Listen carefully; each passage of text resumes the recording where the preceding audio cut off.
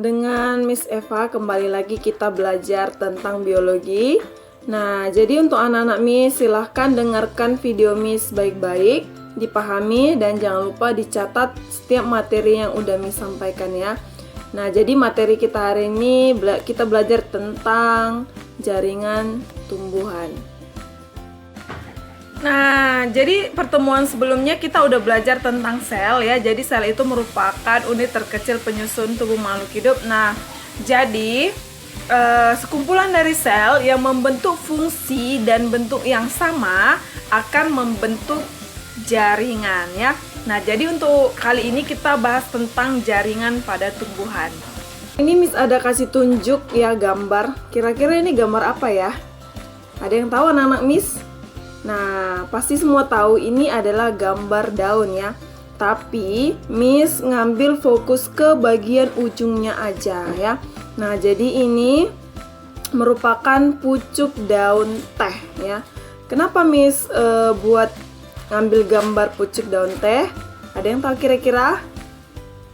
Nah, jadi di ujung pucuk daun teh ini memiliki jaringan meristem ya nak ya.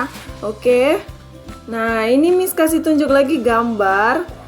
Ada yang tahu kira-kira ini gambar apa? Ya, bener ya. Ini adalah gambar akar dari tanaman ya. Nah, jadi gambar akar tanaman ini ada akar serabut dan ada akar tunggang. Nah, kenapa Miss kasih tunjuk lagi ini? Karena di ujung akar tanaman tersebut nanti terdapat jaringan meristem. Kira-kira dari gambar ini ada yang tahu nggak apa perbedaannya? Kenapa manusia di umur yang sama dengan tanaman, bahkan tanaman jauh lebih tinggi dibandingkan dengan manusia? Kira-kira ada yang tahu nggak? Oke, nah jadi kenapa tumbuhan lebih cepat pertumbuhannya, Miss? Gitu ya. Nah, karena tumbuhan memiliki jaringan meristem ya. Nah, jadi jaringan meristem ini yang akan selalu aktif membelah.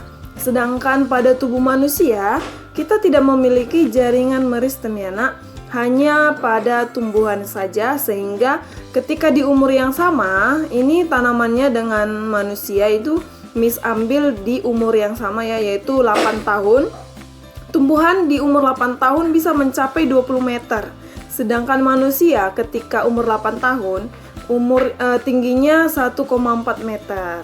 Nah, jadi tumbuhan dia percepatan pertumbuhannya lebih cepat dibandingkan dengan sel tubuh manusia. Nah, ini berikut skema yang akan kita pelajari pagi ini ya nak, tapi kita khusus untuk jaringan meristemnya saja ya. Nah, jadi ini jaringan meristem akan terbagi dua ya. Jaringan meristem primer dan jaringan meristem sekunder. Nah, ini dia bagian-bagian dari skema yang akan kita pelajari. Nah, untuk pertemuan berikutnya kita akan mempelajari jaringan permanen atau jaringan dewasa. Nah, jadi anak-anak Miss sudah tahu ya kenapa tumbuhan lebih cepat tinggi daripada manusia ya. Nah, jadi berikut ciri-ciri dari meristem. Yang pertama, bentuk dan ukuran selnya sama. Kemudian memiliki protoplasma atau penuh dengan protoplasma. Kemudian sel mudanya kecil. Dan yang selanjutnya mengandung zat makanan. Nah, jadi jaringan meristem itu ya nak terbagi atas dua. Yang pertama jaringan primer dan jaringan sekunder. Nah, jadi jaringan primer itu nak itu berasal dari sel-sel embrionik ya. Jadi sel-sel embrionik ini itu berasal dari calon individu baru. Ya, jaringan ini yang akan selalu aktif membelah, akan membentuk protoderm, prokambium dan meristem dasar. Ini jaringan meristem yang kedua adalah jenis meristem sekunder ya.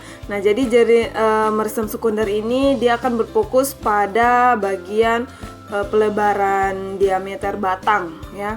Nah, jadi dia akan membentuk kambium dan gabus. Jadi jaringan meristem primer terbagi menjadi 3 ya. Yang pertama adalah meristem apikal. Nah, jadi berikut gambar yang Miss buat ya di slide. Nah, ini bukan gambar serangga ya nak, tapi ini adalah gambar ketika pucuk daun teh tadi kita teliti, kita lihat di mikroskop, nanti akan berbentuk seperti ini ya. Memang seperti serangga ya kan, tapi ini merupakan ujung jaringan yang paling mudanya. Nanti kita akan menemukan yang namanya terdapat protoderm, prokambium, dan meristem dasar. Nah, jadi gambar dari ujung batang itu ada ujung akar ya. Nah, jadi ujung akar ini nanti akan memiliki yang namanya tahap-tahap pembelahan sel ya.